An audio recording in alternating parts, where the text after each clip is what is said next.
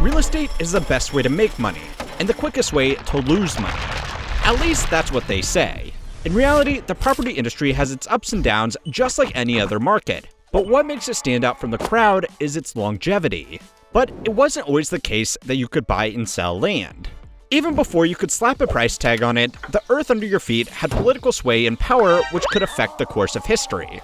So how did real estate go from being owned by elites to being owned by the public and elites? Part 1. Early foundations. For most of human history, the ground was just dirt and mud. Then someone got the idea to build a straw hut, and hey, presto, real estate was invented. Or at least, a state. The idea of private property took a while to form. It took so long that humans learned to domesticate dogs 800 or so years before permanent structures were erected. Even before we conceptualized how to buy a home, we wanted a pet to live with.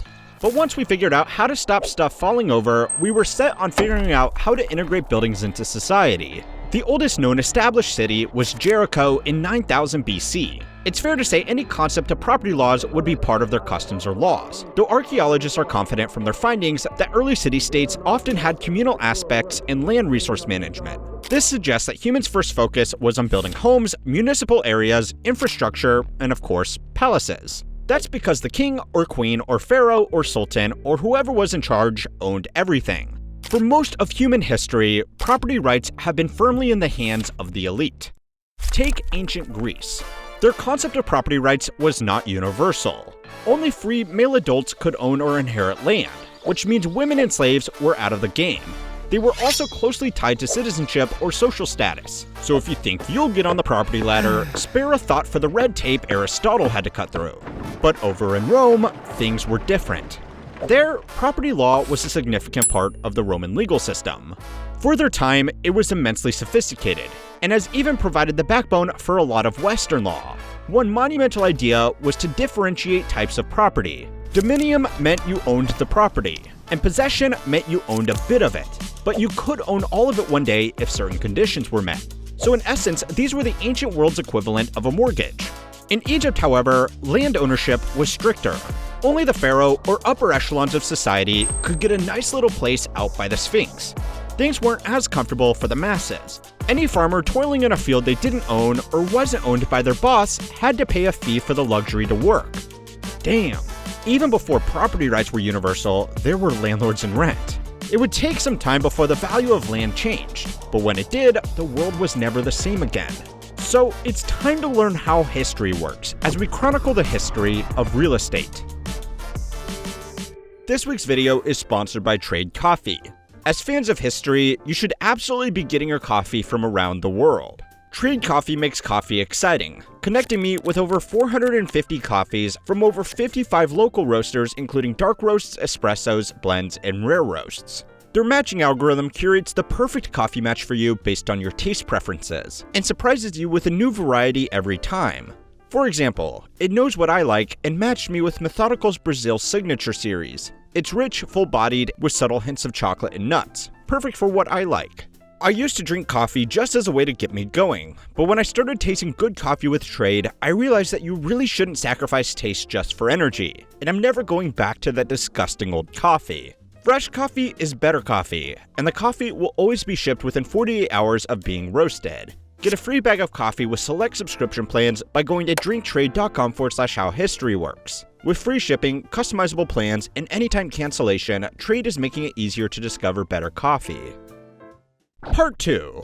Common ground and private property. For the longest time, land was just where your home happened to be.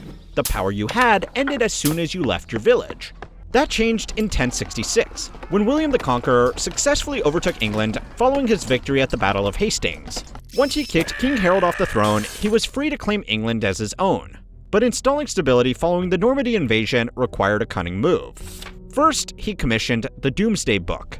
Initially, it was simply called the Book of Winchester. But by the 12th century, it got its ominous-sounding name because the survey of land ownership was seen to hold as much judgment as the end times. But this record was vital to the paradigm shift which William the Conqueror was about to unleash. He divvied up the land and offered it to his Norman allies, so long as they swore fealty to him.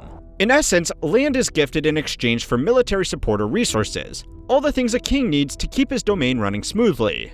In turn, those allies divvied up their land to people below them, which created a hierarchy of ownership with more tiers and conditions that had ever existed before. As you can imagine, this structure changed society irrevocably. Now was the time of the feudal system. Admittedly, some forms of feudal systems had existed before, such as the Zhou dynasty in China. From 1046 to 256 BC, land was also granted in return for military. However, there are plenty of differences with the European model. For example, in Europe, the power was centralized, whereas in China, the relationship between nobles and peasants were different thanks to Confucian ideas of moral obligations like welfare for others. But at the risk of going off topic, the point is historians agree that William the Conqueror was the first to install real feudalism, all thanks to his radical approach to land ownership. Up until that moment, landowning was still an elite pastime, or at best, a sort of quid pro quo deal. So, although the Chinese beta tested feudalism, it was the new King of England's utilization of land's power that the concept of real estate started to evolve. In the centuries that followed, other parts of the world adopted this stellar new form of governance, like Japan and the Middle East. Yet the land was not owned in the sense that we understand it. There was no court for you to contest your rights. Instead, you more or less operated on a premise with the ruler.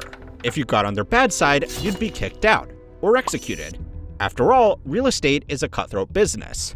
In the case of William the Conqueror, the king parceled land to the highest lords, who parceled their land down to lesser lords and knights, and so on and so on. Peasants, who were most of the population, worked on lands owned by their lords in return for protection, food, and well, that was pretty much it. Lives were spent toiling in fields owned by someone else.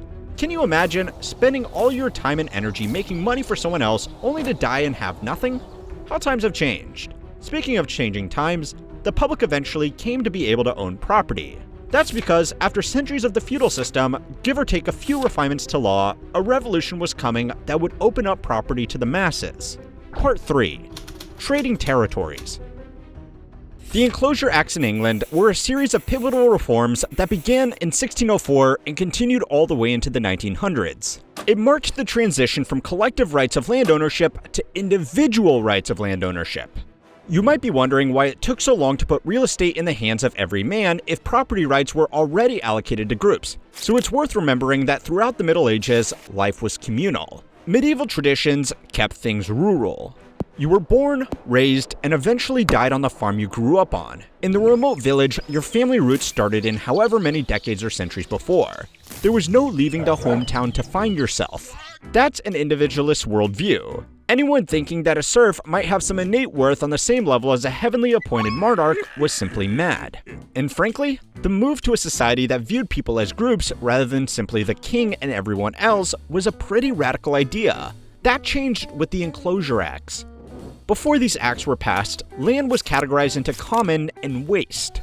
Common was under the control of a lord, which gave him rights for farming and grazing animals.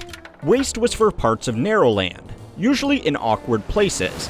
Think of cliff edges, bare rock, and inconveniently shaped bordered-off fields.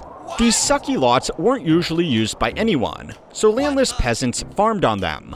But conceptualizing land like this was a big step for real estate, because it meant that types of land had different value. That's why the enclosure legislation was rolled out over the following centuries, to make it easier to understand which land was good for agriculture, productivity, and consolidation. By dividing and redistributing common lands, each lord or knight could fence areas off. It was during this time that people got specific about precisely what they owned. It was no longer a vague, I own all the grass over there, but more specific, I own 28 square miles of up-and-coming real estate. So what gives? Why did people suddenly decide to take out the measuring tape? It's because of the transition to the agricultural revolution. As technology slowly improved and populations expanded and empires consolidated, people started number crunching. In the same way that the Industrial Revolution changed how we live, so too did the Agricultural Revolution upend our ancestors' way of life. However, there was a detrimental effect on the poor. The loss of rights to common land caused widespread displacement and poverty. I guess this was the medieval version of gentrification, but instead of condominiums and Starbucks, it was a fenced field with cows in it. The knock-on effect was people moving to cities for work, which spurred on urbanization or banding together elsewhere. So, though humans have more or less always congregated around city walls or the countryside, these huge consequences put these forms of habitation into overdrive.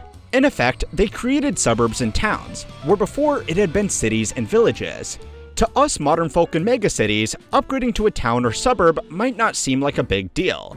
But remember that these effectively created two new types of residencies. The knock-on effect was markets replacing a reliance on shared resources, which galvanized city growth but killed off hamlets and settlements. In these areas, people could start to live their own lives. They started to have a say over what they did, what they produced, what they sold, and what they bought. Yet, these acts did more than lay the groundwork for our modern landscape. It created a market for private property rights. Now, land was a commodity that could be bought or sold like all other goods. Part 4. Closing the deal. With the emergence of a real estate market, Post-Enclosure Act England, as well as other parts of Europe, built legal frameworks to facilitate the owning, buying, and transferring of land through the legal system. Protections included transparency, security, and smoother administrative processes. Everything a buyer or seller needs for confidence. Over time, the system evolved from a humble registry to more comprehensive databases, which included details about a property's ownership history, value, and any other encumbrances. Bit by bit, data was being collected to envision a real estate market so that buyers and sellers could become acquainted with rates. That means rulers had another way to measure their GDP. Now the stage was set to fuel exploration, set up colonies, and trade territories, either for profit, peace, or both. One of history's biggest real estate deals was none other than the Louisiana Purchase of 1803. To cut a long story short, Britain, France, and Spain had been jockeying for a strategic slice of the North American continent for quite some time. But shortly after the French monarchy helped British colonies gain independence, the French public got rid of the royal family. Eventually, the new country of America found itself in an interesting position when Napoleon eventually became the new ruler. Napoleon didn't care about America's friendship with the old France, but he cared about defeating the British once and for all. So, in pursuit of funding an army to take down the crown, he sold off that prized piece of real estate for a bargain price of $15 million. By today's standards, some economists estimate it to be around $2.2 trillion. Some people flip houses. Napoleon flips territories. Unfortunately for Mr. Bonaparte, the deal was a bad idea because he lost the war against the British anyway. As for the US, the deal doubled their country's size and has more than made back its money. And as the world progressed further into the 19th century and beyond, the influence of real estate continued to grow. Home ownership became such a staple of modern life that current generations feel they are missing something if they don't have an asset like their folks. Of course, their parents had it easier buying a house because of the post-war homeowning booms and the emergence of mortgage systems. In America, the Federal Housing Administration and Federal National Mortgage Association standardized and insured loans to mitigate risks to lenders and buyers. As painful as having middlemen can be, there's no question that these ideas revolutionized property rights even more. By the dawn of the 20th century, the power of real estate was understood on every level. And by level, I also mean multi-story buildings. Because as long as it took humans to conceptualize the value of width of a plot of land, they were relatively quicker to calculate the value of its height. Part 5. Sky-high speculation. Skyscrapers are commonplace because it's cheaper to build up than across. No doubt, our ancestors' heads would explode if they saw the towering constructions we take for granted. Think about it. Ancient Greeks were impressed by the height of the Pantheon, the Romans were proud of the stature of the Colosseum, and medieval peasants were in awe of the looming cathedrals of Europe. But nowadays, going higher than most of humankind ever did is just part and parcel of our way of life. If you are on the 5th floor of an apartment building, or even if your home has stairs, you are at altitudes which seemed impossible to the centuries of people before us. Of course, these daring buildings are the consequences of a competitive real estate market. Before, buying and selling was based around farming lands and individual homes. Over the last few hundred years emerged the concept of commercial space, where real estate is sold to businesses, universities, airports, and anything else you can think of. No matter what building you see, it's owned by someone, somewhere. Even those empty London high-rises are purchased by a Russian oligarch living in Monaco. So, as metropolises expand in every direction, and commercial development of malls, stadiums, and highways increased, it was only a matter of time until something went wrong. Now, you don't need me to tell you that housing markets have bubbles, just like any other industry. And you don't need me to read off the name of those disasters. Choose any decade, country, or continent, and you'll find the survivor stories of a bust. Just know that as property rights have been refined with zoning laws and protections for landlords and tenants, so too have investors gambled with the value of what land could be. Speculation drives a lot of real estate markets. which means now people can buy and sell land not on what it's worth now, but what it could be worth in the future. That leaves the market susceptible to foreign influence and market fluctuations. It's a tragic indictment that in our era, it's easier to get a home, but also easier to lose one. But what's even more astonishing is what's coming down the pipeline. Plenty of people are speculating that the next property revolution is digital real estate. Not in the sense of domain names, though the act of buying up web addresses to sell later on does smack of flipping homes, but in the sense of where you could visit. If VR and the metaverse do eventually become more viable, expect to be taking out real mortgages for virtual land. Tempting as it may be to brush off Mark Zuckerberg's underwhelming computer worlds, Minecraft servers still sell for a hefty price. Even Roblox has its own in-game economy, where digital users take digital products to a digital market to trade real money. If that sounds far-fetched, consider how the threat of net neutrality would alter our perception of common internet usage, in the same way that the Enclosure Acts redefine land rights and privileges for groups and individuals. Perhaps in your lifetime, virtual reality worlds will get their own version of the Doomsday Book. Maybe Amazon or WeChat will do the internet equivalent of the Louisiana Purchase. Or maybe this is all a trend that will die off faster than MySpace. Then again, maybe the next real estate boom is in colonizing moons and constructing space stations. NASA is hoping to build lunar homes by 2040. Surely, the mortgage rates will be astronomical. If sticking a fence in a field altered the trajectory of mankind, who knows what's in store for use when we can cordon off sectors of interstellar space. One thing is for certain, whether it's off-world or online, there's no commodity more capable of changing society than real estate. Which do you think will happen first? Virtual reality land or outer space property? State your argument in the comment section below. Real estate has built empires. In fact, so much so that the world's oldest company is a real estate construction conglomerate that has lasted over 1,000 years. To find out how you can make a company to last so long, go and watch our video on the history of Congo Gumi. As always, don't forget to like and subscribe to keep on learning how history works.